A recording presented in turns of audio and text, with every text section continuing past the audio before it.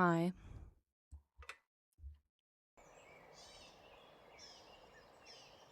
I forgot I had a sticker right there. Let's put it.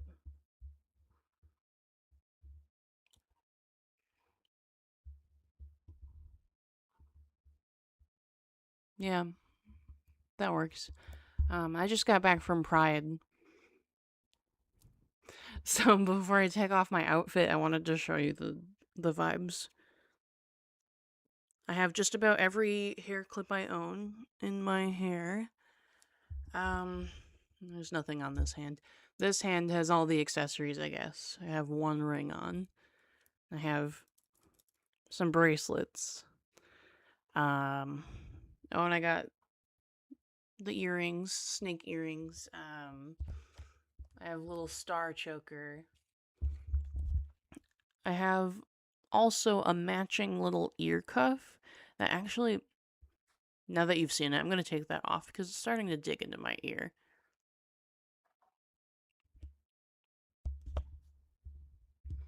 Oh.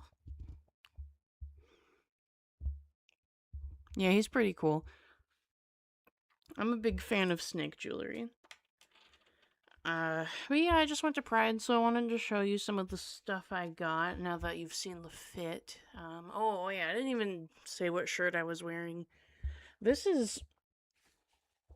I have to make sure I'm not gonna hit a cat before I back myself up here. This is from the Target online selection, like Pride selection from years ago. I don't remember what year. It's a skeleton being like, is he, you know? Uh, I I think this is the first time I've ever worn it out in public. I think I can only wear it to a Pride. I don't want to explain it to anyone else. I don't want to have to explain what it means. So that's the reason for that. Oh, my sticker's on the ground.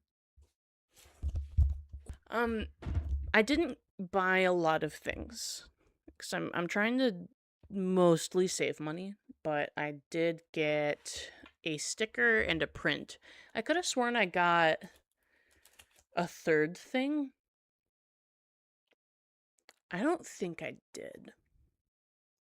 I think I just got these two things.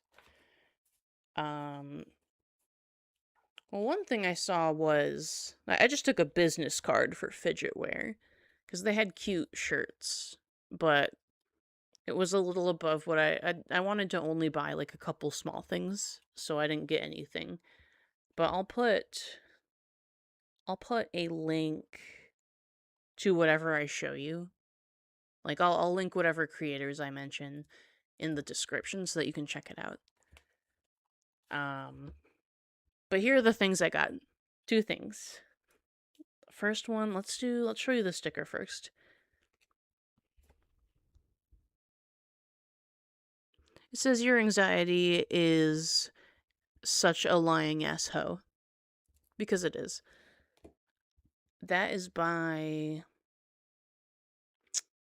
You know what? I forgot to look up the name before I started recording. I'll put it on the screen and I'll put it in the description. I didn't say what Pride I went to, by the way. This was the Holland Pride. I'm from West Michigan. So we go to like some of the ones that happen around that area. So that was Holland Pride.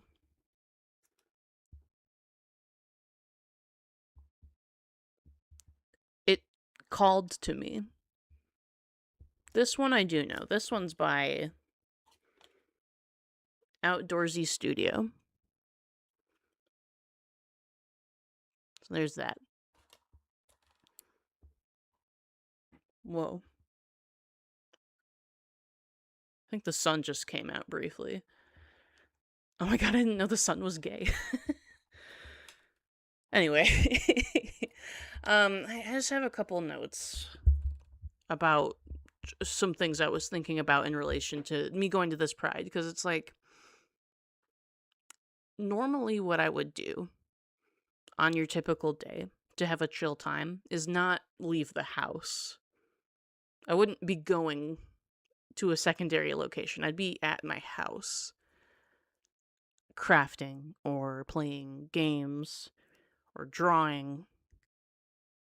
But I think that there's value for anyone in doing things that make you slightly uncomfortable within reason. And by that, I mean going to a social event, even though I would rather rot in bed. Sometimes you gotta get out of the bed and go to the social event because it's good for you. This was great for me. It was really hot. I do. I normally don't walk too far or too quickly. So it was a lot of walking. I mean, I've been trying to go on more walks, like around the neighborhood, go on trails. That's been nice. That's not something I naturally tend to do, but I know that walking is good for you and being outside is good for you. So I've started doing that, even though it made me. I gotta stop shaking the table that the laptop is on. Even though it made me initially uncomfortable.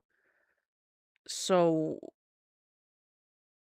that's sort of what I'm getting at here. So today at Pride, hot, a lot of walking, crowded. Holland Pride has been getting bigger and bigger each year, which is great. Um, it's a lot though. It even though that this is a thing that I have to recover from now that I've been to it, it's not like I regret going. It's not like I had a bad time. I had a good time. I I'm trying to express the value of doing these things that you might be like, I don't know if I really want to do that. It's easier to just stay here. I get that. It is oftentimes easier to do that, but oftentimes it's more beneficial for your health to do something else sometimes, like to leave. Even to just go outside, even if you're not talking to anyone. Even if you're the only one around. Going outside is good for you. The sun is good for you.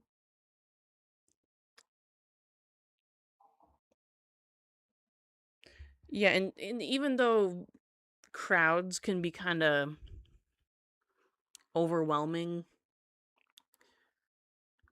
I don't know. On the one hand, it's like, that's a lot of people. It's a little hard to move around. It's a little loud. On the other hand, you get to see everybody's cool outfits. I got to walk around and be like, wow, I'm so glad that this Pride event is getting bigger and bigger every year. That's really good to see. It was inspirational. And that's that's nice for me as an artist. I always find that whenever I leave the house, it is easier for me to get inspired to create something. And it just kind of elevates my mood in general. Even if I can't quite put a finger on what it was that I that helped in particular, I think it's a combination of like I left the house, I did something a little bit different than what I usually do. Variety is the spice of life and all. I was out in nature. Being out in nature is great for you. It's just good to do. It's good to spice it up a little bit sometimes.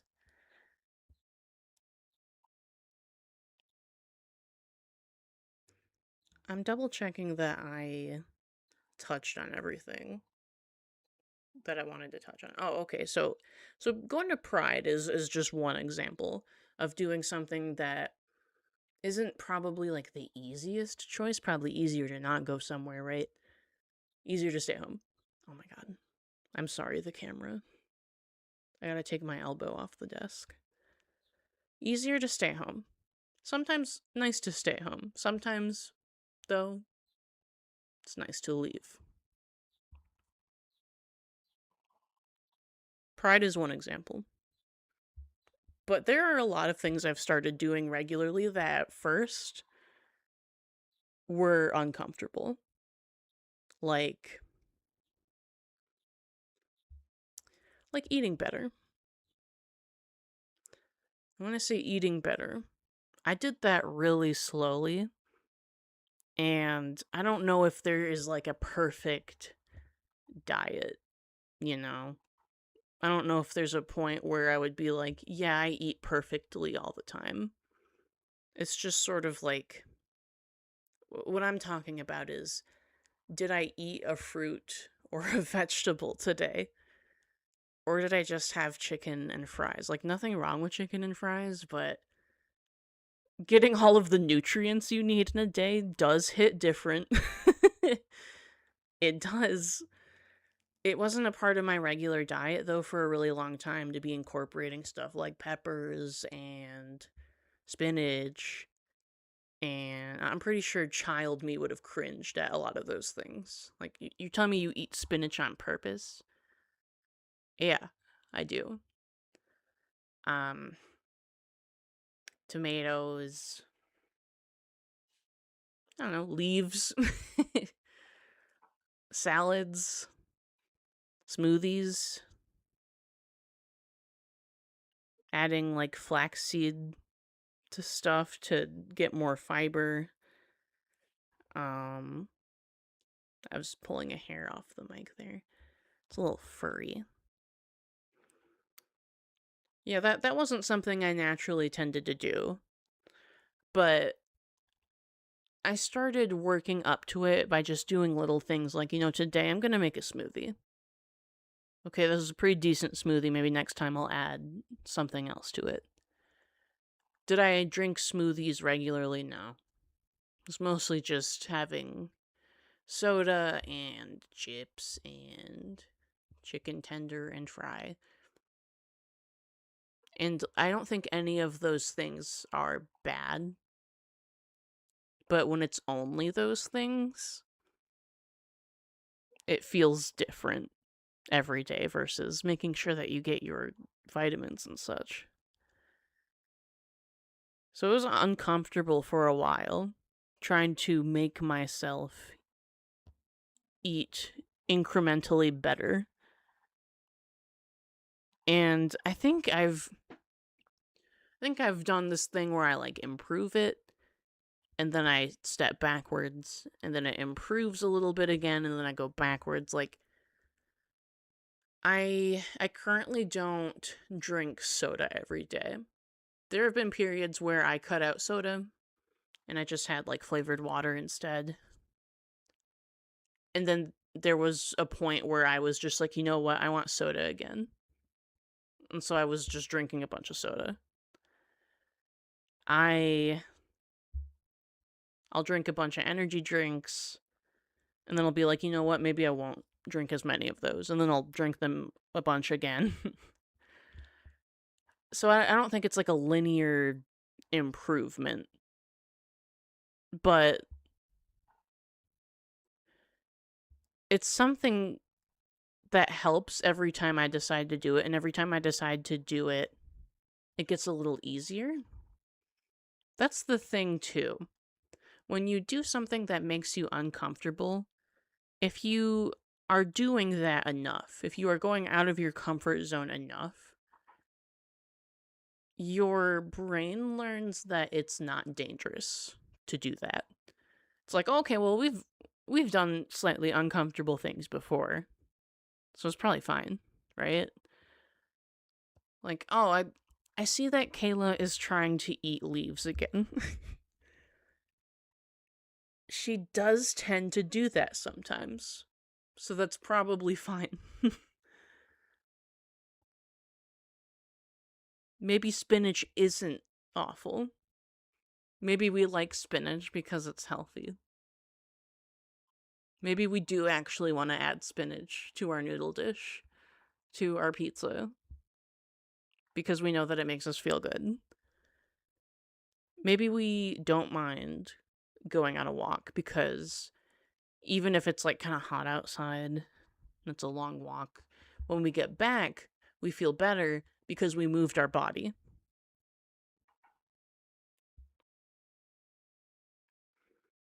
It can be the littlest things too.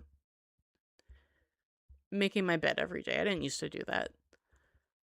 But I started because I was like, well, I always hate when the cats use the litter box that's right here, and then they jump into my bed. And then there's little crumbs in my bed.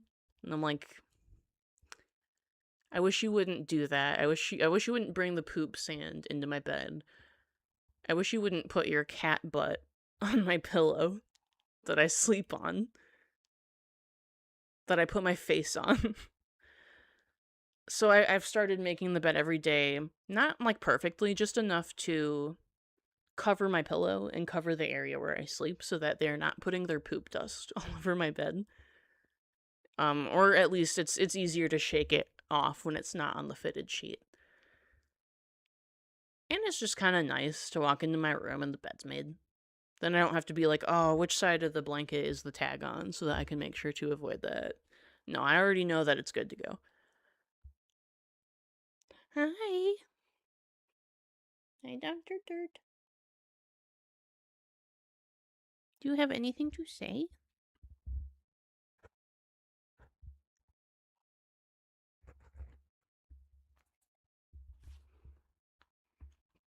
Just his tail. Just his little tail. I don't know if I got my point across super clearly. Basically, I think that you can do things that make you a little bit uncomfortable if the end result is likely to make you feel a little bit better. Basically, that's it. Now he's on the sewing table. Please don't end the video.